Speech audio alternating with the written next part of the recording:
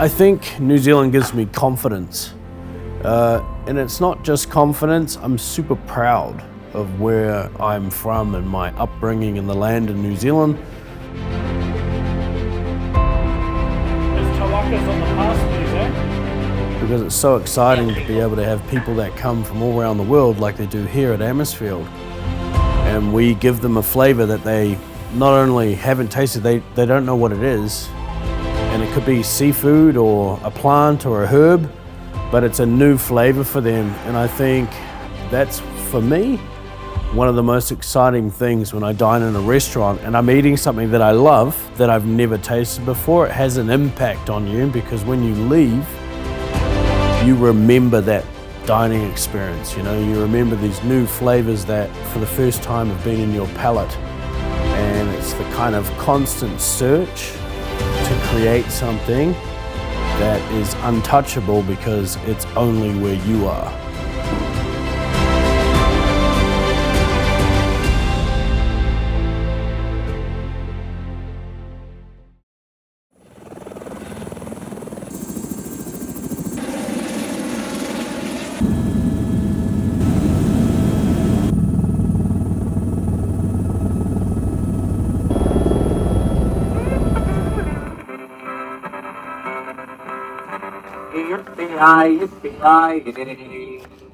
This is a kind of an old school traditional New Zealand dish. So it's basically our famous endemic green lip mussels, and we steam them and then we preserve them in the juice with a bunch of puha or watercress, so peppery, and they're kind of like really strong and oceanic flavour. So they can be stored for about a month in the liquid in the fridge with garlic. Sometimes people put chili in, and they're just like a flavour of New Zealand. We try to create a feeling of being here, but also what's happening around us right now. You know, it's the winter, it's cold, it's the winter time, it's extreme, the climate's extreme. And that makes the menu be like that, you know, it'll be really kind of ocean-based. Beautiful New Zealand crayfish, so these are live. Crazy place to cook them up here in the mountains, but we're just gonna make some sandwiches out of them, to be honest. And this is an endemic varietal of New Zealand, you know. Super sweet, perfect time of the year to eat them is in the winter right now, so we're gonna cook them up. Need to fit them in this tiny little pot, hey? See if the two will fit in. Just been poached in a little bit of salt water, just gently. In New Zealand, we've got so many beautiful products. It makes it kind of easy for us as well, you know. So simple. The winter's the best time for the crayfish. It's got its sweetness. It's got a nice bouncy texture to it. It doesn't get soft when you cook it. It's kind of buoyant. When the spring comes and the asparagus starts growing and the flowers come back, you know, you get this kind of different style where you're showcasing the new beauty of the spring and it becomes like curling with colors and more fresh and more light. And we have these different little things to use to create a new journey of the time of here. So this is whitebait. So it's an endemic fish of New Zealand. For Kiwis, it's known as the best thing we eat.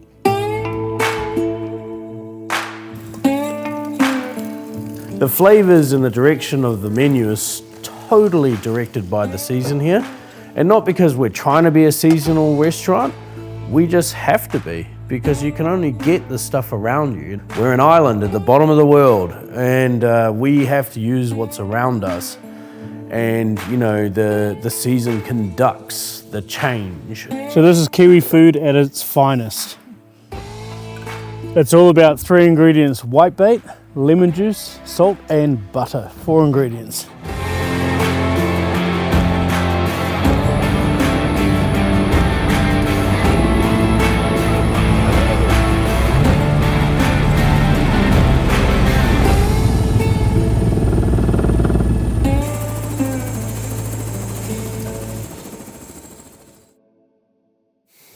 You're going to be good today. You're going to be good today. Yeah? You see he's shivering because he's so excited?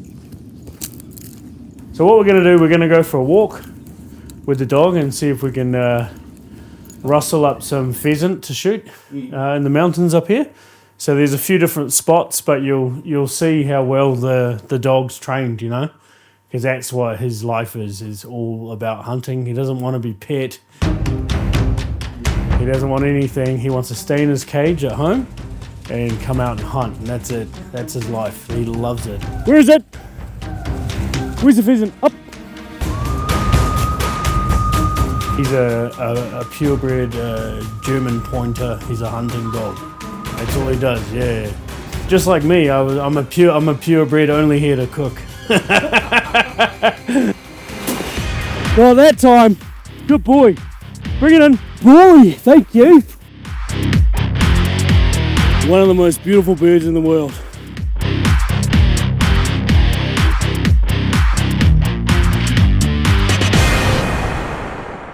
Death is always not something you smile about.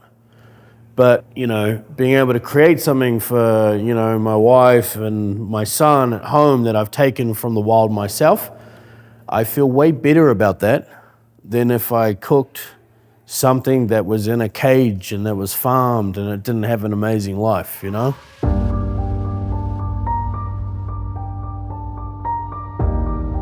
My inspiration always comes from creating things. That's kind of it's my strongest point. It's like creating something that's original that no one's even seen before. It's looking around here and taking something from the land and serving it in the most provocative way, but never to impact the flavor. It's all about flavor. Like, I love to eat. And I think the cuisine here at Amisfield really shows Vaughan's passion and the culinary beauty, and I think that's why people come here, and that's why Amisfield is Amisfield. I like to call Vaughan's cuisine New Zealand cuisine because his focus is on the te awa, what's around us at this specific time of the year, so it's always changing, and it's really special to showcase that to people from all over the world because very different. What we do here is very different.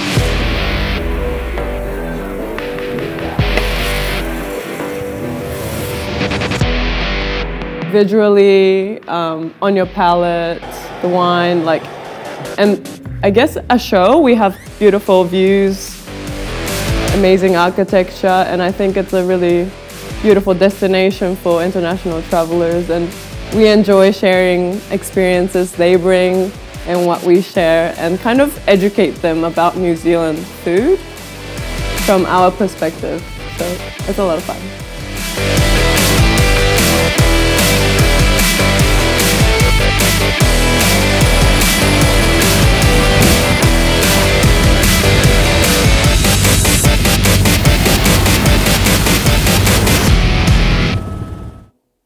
We want to be the best food and wine place to come in the world, you know. We have this beautiful vision or beautiful views all around us, and I might be biased, but one of the, or if not the, most beautiful country in the world. So we want to create what's around us, an experience like no one else can have. And that is the beautiful matrimony of the food and the wine.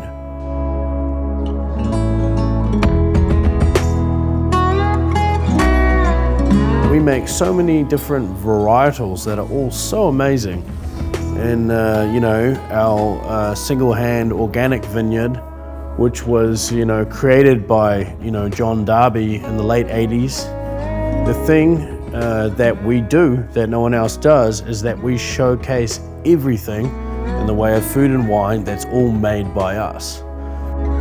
So the philosophy, I would say, is to give you a food and wine experience of a lifetime. Something that echoes in your mind for a long time after you're here.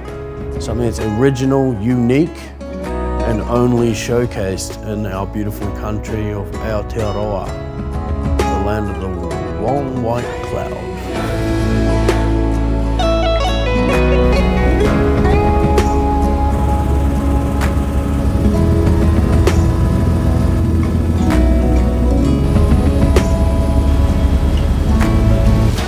Table 4, two butterfish away, please.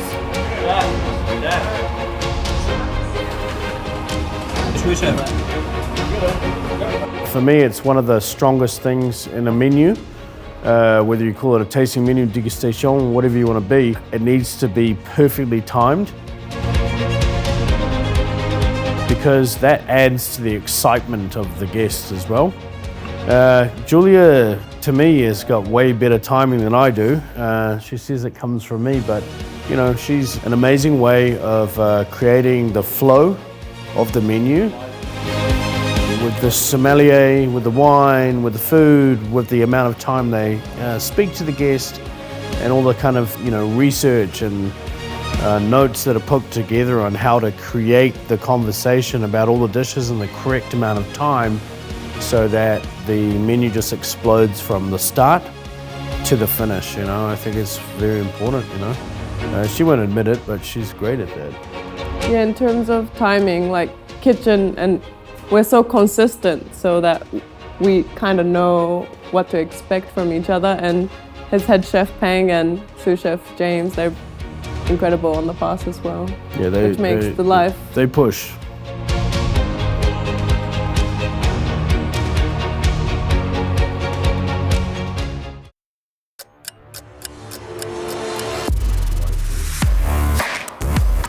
One of the things I love eating right now on the menu is the lamb's tail.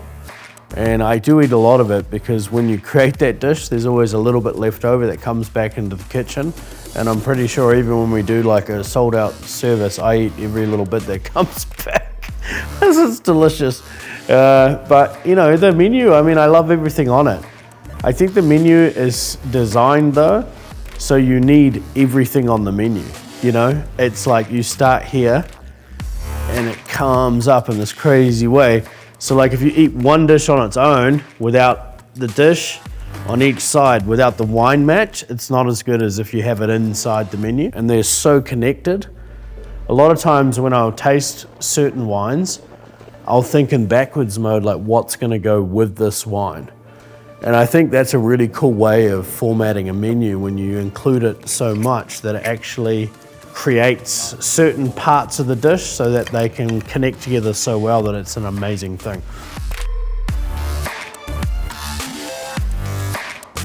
I don't like eating somewhere where I can't see the chef in that kind of menu, you know? You have to be unique, original, and exciting, you know, because you need to be able to attract all of the guests from all around the world. And once you've captured them inside your restaurant, you want them to leave saying, this is one of the best experiences of my life, you know?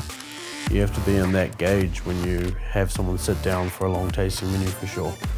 I think in New Zealand, we have the bonus or availability to keep people so interested, because we're an island. We have so many ingredients that you would have never tasted or never heard of before on the menu, so it keeps the foodie excited, you know? It keeps them kind of on the edge of their seat, and that's what we do.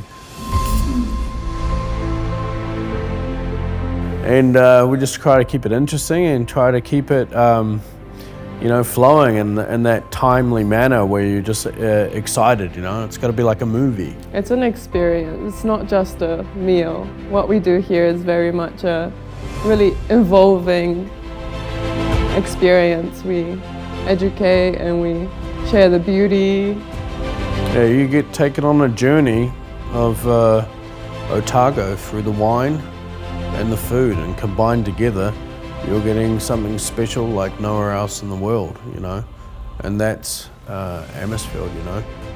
We give you one of the greatest experiences through our food and wine that comes from here.